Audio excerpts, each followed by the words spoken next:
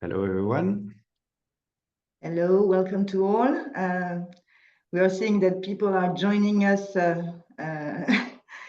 More and more people are joining us, so we will wait like 1 or 2 minutes for everybody to get connected and get started.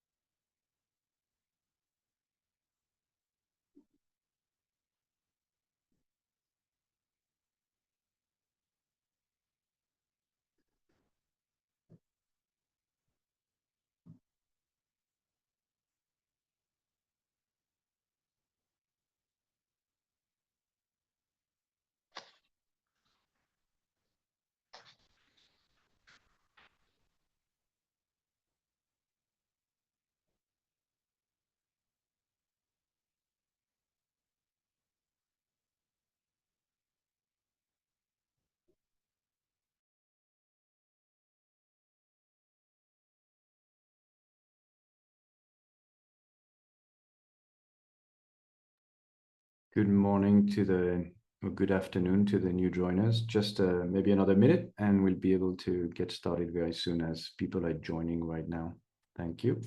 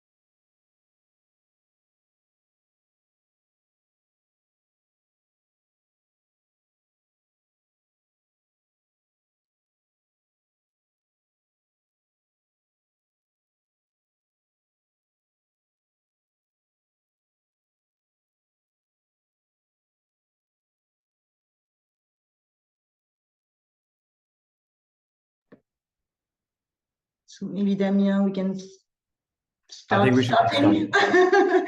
Let's get started. Okay, let's get started. So welcome to all of us to this first webinar series episode on what we call technopolitics, and we will explain you deeper what we are calling technopolitics. And good morning for those who are based in Europe, and good afternoon to all of you that are based in Asia, because both Damien and I are in 2 continents. I'm based in Paris and Damien is based in Singapore. So I'm going to present myself quickly and leave the floor to Damien to do it as well. And then we will enter in the discussion. Just some few elements about how we will be proceeding during those 30 minutes. We will be giving you a presentation, but from around 20 minutes, and we going to leave the floor to your questions, so you can already start asking your question through the chat, and I will come back to your questions after our discussion.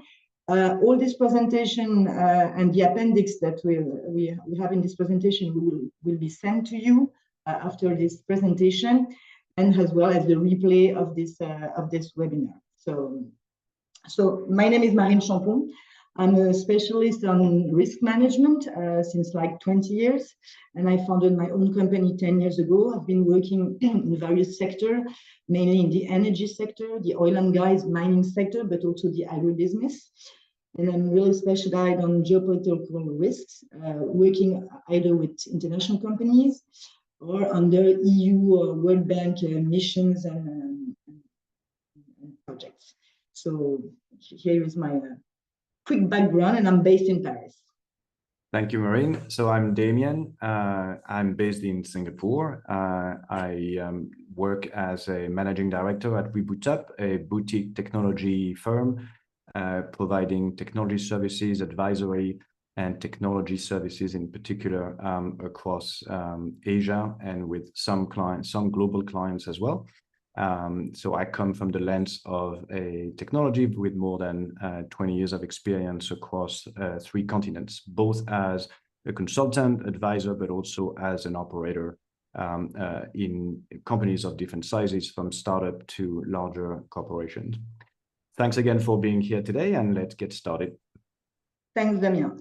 So just to let you, to show you what we will be discussing during those 20 minutes, Damien, if you can give me the control of the Okay, thanks a lot. So we will, during those 20 minutes, we will go through the following agenda. First, a quick high-level overview of the geopolitical shifts, what has been changing, what is changing, and what will remain changed. Then we will focus on how those shifts are creating pressure on global tech dependencies, which is coming deeper in the issues of what, and you see now the links between geopolitical and technology, which is technopolitics, as we call it. And then in the third part, we will get more concrete to see, to go through how those key geopolitical risks are impacting all your tech issues, supply chains, operation, regulatory exposure. And then we will outline an adaptation roadmap with practical steps that can be followed to address those geopolitical risks in your technology issues. So going directly to what is the big picture and the high level picture of what's happening in the world today, I will just outline one global point, which is key in our analysis of the situation. It is really the end of the globalization era, and this is really key. We are not facing an accident in the international relations processes. We are really in a changing world, and this changing world is a much more fragmented world with regional bloc and distinctive spheres of influence. And this is going to remain for a long time, and it's not going to end either in September or end of December or what else.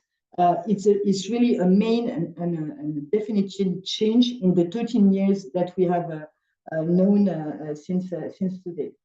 The second element of this new geopolitical map is the importance of ideology in this international relations.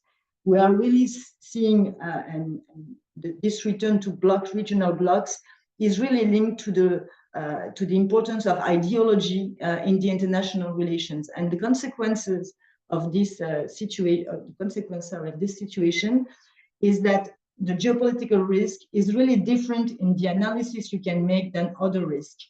It's not a risk that is completely measurable, even if, as you will see in the roadmap we will propose you, we can measure a lot of things. But but again, this question of ideology is really changing the nature of geopolitical risk, and it is more and more complex to integrate to your strategy. The third element that is key in this more fragmented world is the US-China competition. You see it in your business on a day-to-day basis, but if you look more globally at what's happening in the international relations, you can see that many of the decisions that are made either by US or China or Europe or all the South, global South, how we call it, but like Middle East, like also South America, Africa, is very linked to this position everyone has to take, or is willing to take, or is under pressure to take on this competition between US and China. We won't go into the details, but we can talk about it in the questions or in another moment. The fourth point is the rise of economic nationalism. And the issue here is that the choices are made not anymore seeking to pay less by doing business, but to secure. And this idea, and you see it by the resurgence of sanctions, the strategy of friendshoring, which is quite complex because who is a friend today in the international relations? And this is very key, and coming back to the nature of geopolitical risk, and we see it with Trump administration and the relation, for example, between Europe and US, which is dramatically changing, and also with protectionist policies that are becoming the norm. And Daniel will come back to this element in the presentation. If I go a bit deeper on the old playbook, as we call it, and what we call technopolitics, you see a list of how the word was before and how the word is becoming today. I won't go in the details again of this slide, but just to highlight some key elements that are that define today geopolitics and international relations. We used to be governed by multilateral organization, treaties, global rules, laws, and we see that today the world is much more driven by strongman leadership and unilateral deals, which is a dramatic change in what were the international relations that has been built since 30 years, which were really concentrated on these shared rules, shared worldwide rules.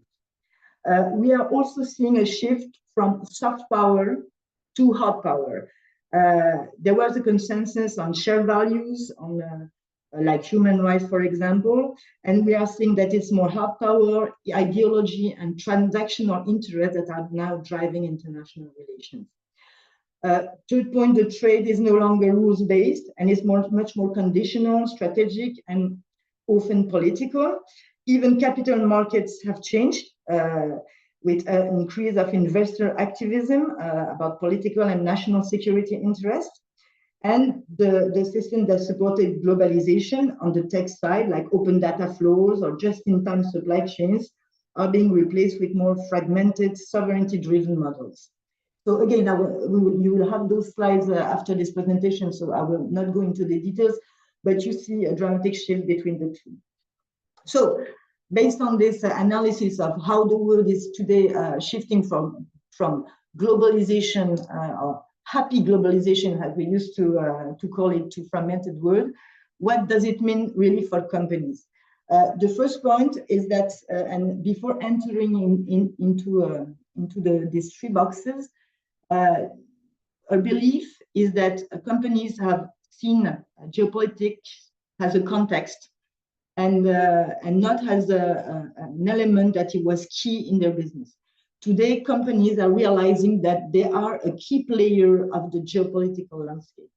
And this is a real shift, and this has a lot of consequences on the way companies must now integrate their geopolitical risk, and specifically in view of their technology issues, dependencies, strategies, etc. So as you see it in the first box, it's beyond government affairs. Now the geopolitics is really an issue for companies, and the corporate strategy must integrate all those factors we have listed here, the impacts on tech supply chains, data flow, market access, and there is a lot more, as you will see later.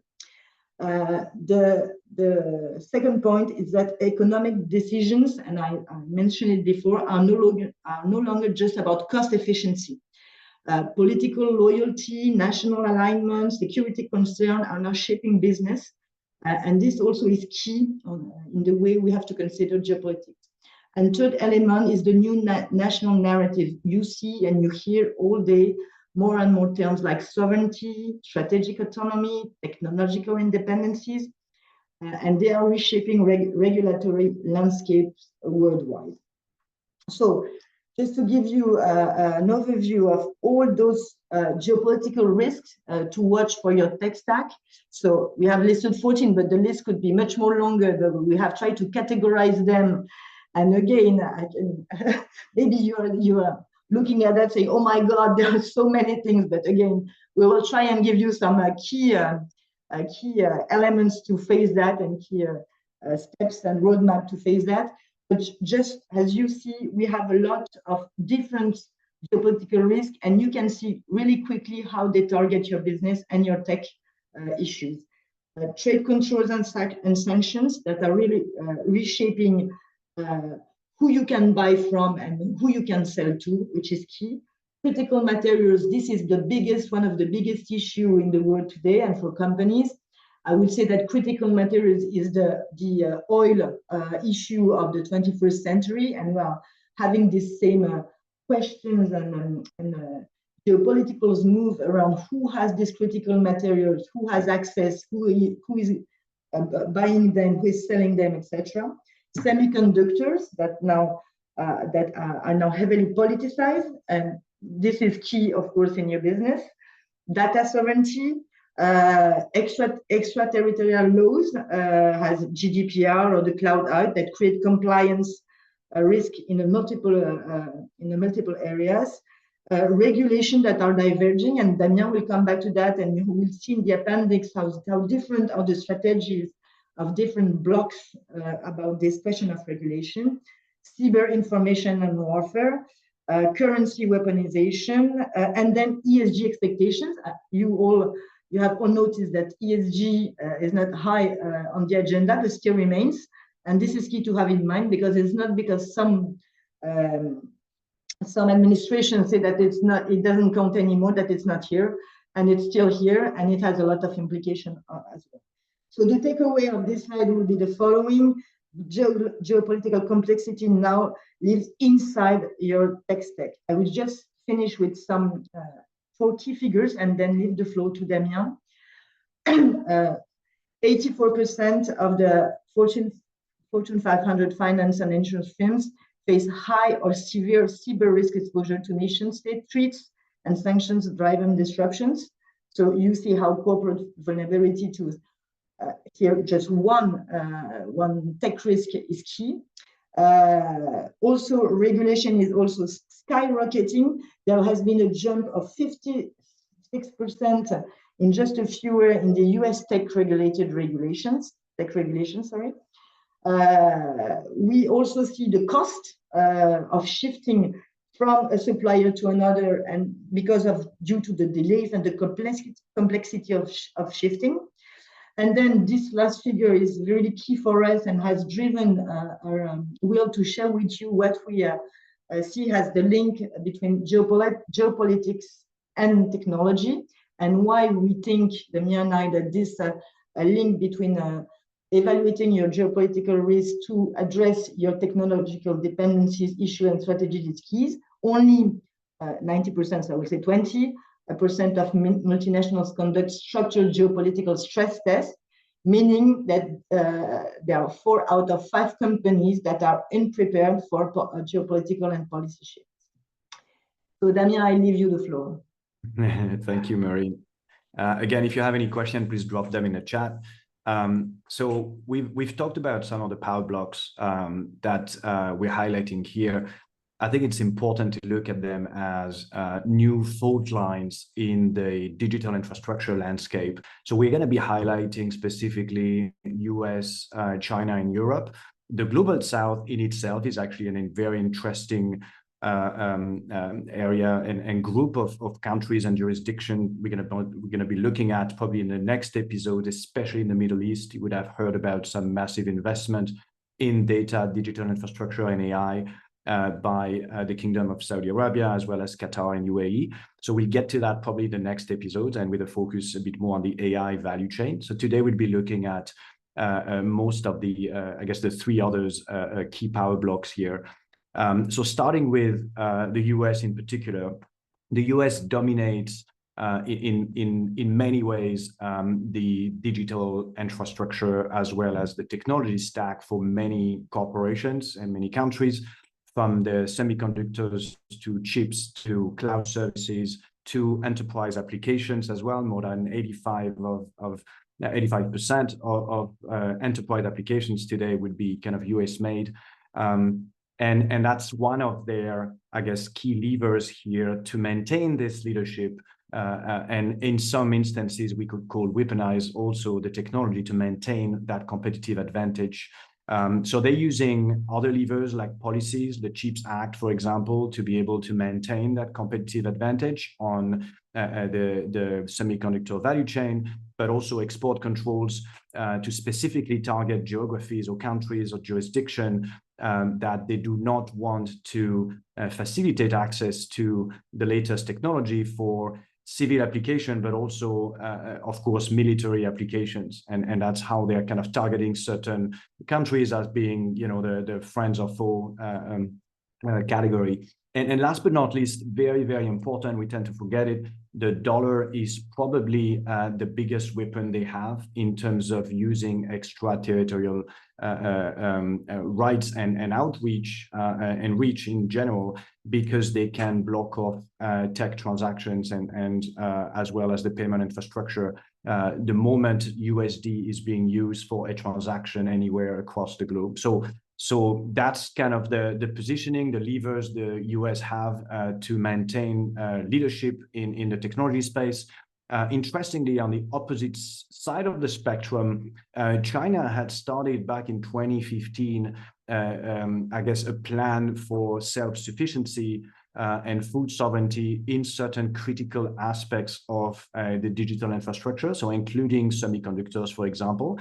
And they've been obviously accelerating this plan in the recent months and considering the recent events, but it's not new by any means. So it's interesting to see that it's been long in the making.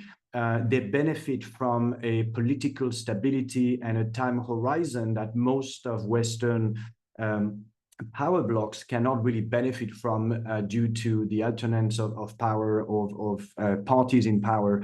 And China has this huge benefit of being able to plan for the long term and execute on the long term such strategies. And what they're doing, like progressively, is reducing dependencies with, I guess, international engagement as well as vendors and partnership, and be able to build effectively a parallel tech ecosystem. If you look at, again, anything from GPS to communication apps like WeChat to digital infrastructure like Alibaba and Tencent, to be able to be fully independent, and importantly, from an export perspective, be able to leverage the One Belt, One Road initiative to push out their technology standards, and see if they can push adoption for their technologies by again leveraging the trade roads that they are building out as well across the globe. So very different kind of strategy between these two blocks. Obviously, a lot more competition, a lot more friction, and technology is now being used as a bargaining power as well. In the trade wars that have been started earlier this year. So again, very interesting to see, I think, how each bloc is looking at it. Europe is a bit squeezed in the middle, and it's kind of interesting to look at because they are heavily dependent on obviously the US technology, from the cloud infrastructure to data to enterprise applications. And so they are effectively a regulatory approach to protect consumers and to protect companies from certain overreach, or what is seen as overreach by foreign companies or non-European companies using GDPR to protect personal data, Digital Market Act as well, to ensure there is no kind of monopolistic approach into the European markets by big foreign players. But obviously, it's coming a bit at a price. So you can see that Europe, because of its governance, has been slow to respond to what's happening here, and has a tendency to play a bit catch up with the US and China here on that front. But you see new, I think, new initiatives that have been accelerated to promote Eurostack, as it's called, and the CHIPS Act also, that has been to actually be able to promote, I guess, locally manufactured semiconductors, as well as create a sovereign federated infrastructure for European companies to not be so dependent on the US in particular as well. So these are really the three power blocks. I think what's important now is we go down to, from the macro level, these power blocks and these new fault lines, into what it means for companies and the tech dependencies. So we've identified like 4 really areas of possible disruption. One is the obvious one, is supply chain. It's not new. Supply chain in the context of technology could mean how you provision physical goods, hardware, so servers, chips, laptops, and physical technology equipment. Obviously, this is already being disrupted due to tariffs and export controls. And then you see compliance complications. If you're a multinational today operating across these different power blocks, you're going to be confronted more and more into different ways to handle compliance. That means maybe the single stack, borderless technology stack that you had is not going to work anymore, because you're not going to be able to have the same technology to serve your teams across the US, Europe, China, or the rest of Southeast Asia, because of these new fault lines that will appear, and more friction being created due to these power blocks flexing muscles, right? That creates obviously also long-term vulnerabilities on restricted access to certain tech. So let's say you cannot access the latest chips. You may not be able to train your new AI model, which will delay maybe your new product launch or the ability to compete with other players in the market. So that creates also significant hurdles for company. And last but not least, look at the reputation as well. The kind of partnership and alliance and the people you decide to work with in your tech landscape, it's effectively now a political statement as well. The who you accept to work with and who you want to work with will be seen and perceived as whether it's a brand association you can afford or not as a company. So as Marine said, corporations now will have and be seen as cannot be completely neutral, and you need to have a bit of a position on these different aspects. Again, getting down from power blocks to company level risk now in the mind of a technology leaders and the kind of things that a technology leaders has to deal with in terms of decisions, operational and strategic decisions specifically. I won't go into the details here. You'll have that later on with the presentation, but that's a bit of the idea is to get down to operational level decisions that will ensure that you can create business continuity plan and new playbooks, revise your playbooks to ensure operational resilience in the view of the geopolitical risk that Marine presented earlier. So the idea is it comes down in the end in kind of a framework and a matrix where you look at where's my exposure across the realm of decisions I have to make as a technology leader and what's my exposure. Quickly on a case studies, this is not theoretical. We talked about, and you would have heard about some of these examples, whether it's the Visa and MasterCard who had to exit in a Russia when during the invasion of Ukraine in 2022. Obviously, suddenly all the Russian e-commerce websites lost their customer base and had to redirect to a new payment gateway and payment means. Huawei 5G rip and replace in the UK due to US pressure, as well as the British public, who actually has faced a massive delay in rolling out 5G due to, again, political perceived risk of Chinese interferences using Huawei technology, and a TikTok ban in India in 2020 when they started to have a conflicts at the border between India and China. And that means ByteDance here losing $6 billion in revenue, and Indian influencers obviously losing also their audience in the process. So these are some of the realities, some maybe amplified examples that have been effectively shutting down entire part of businesses as major implications. But there's a lot more nuances and color to it as you go down to the details we showed a bit earlier. So what we'll recommend in terms of roadmap, I mentioned how you map your tech dependencies, suppliers, infrastructure, contracts you have, the kind of infrastructure you use. You cannot say now I'm multi-cloud and have effectively 3 different cloud providers from the same power blocks. That is not effectively enough to diversify your exposure and to limit your risk.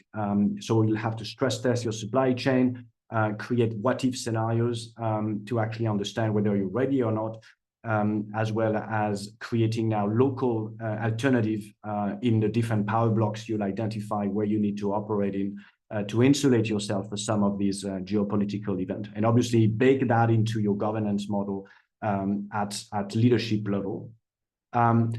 I'll finish, I think, quickly on that slide mostly.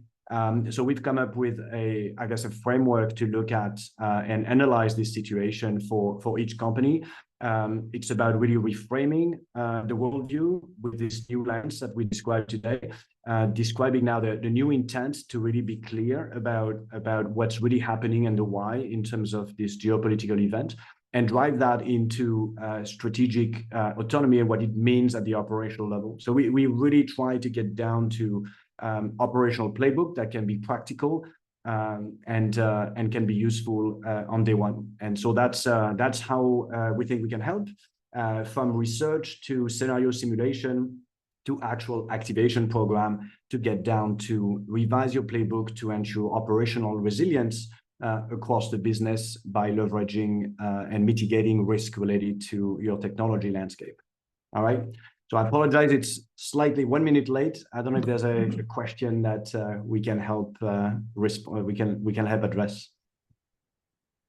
As I mentioned, you can ask all your questions in the chat and we will answer them, or of course you can send us an email after this session if you have some questions coming in your mind later. So do not hesitate. We can still take 1 or 2 minutes for those who have questions. Maybe just to be, while waiting, if you have any question, just to highlight the next steps. This was we will be sharing, as I said, the slides and the replay of this session with you.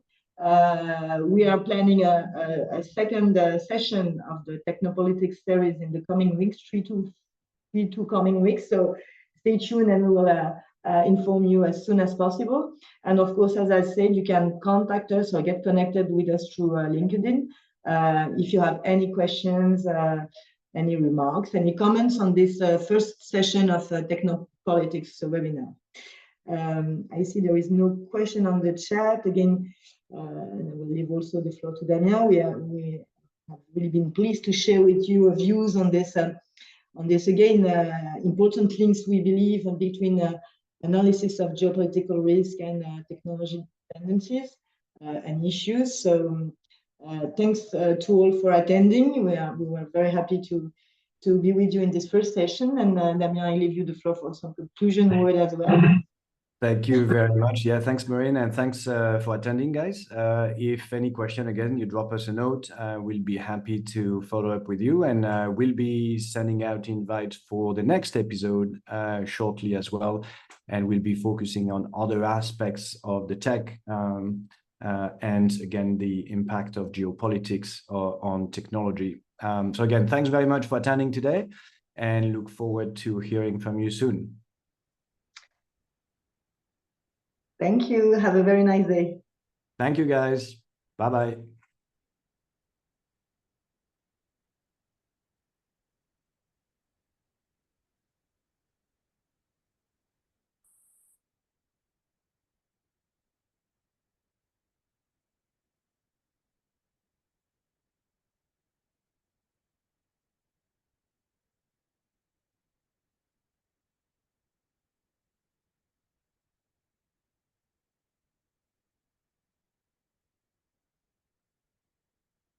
We'll close it off. Yeah. No?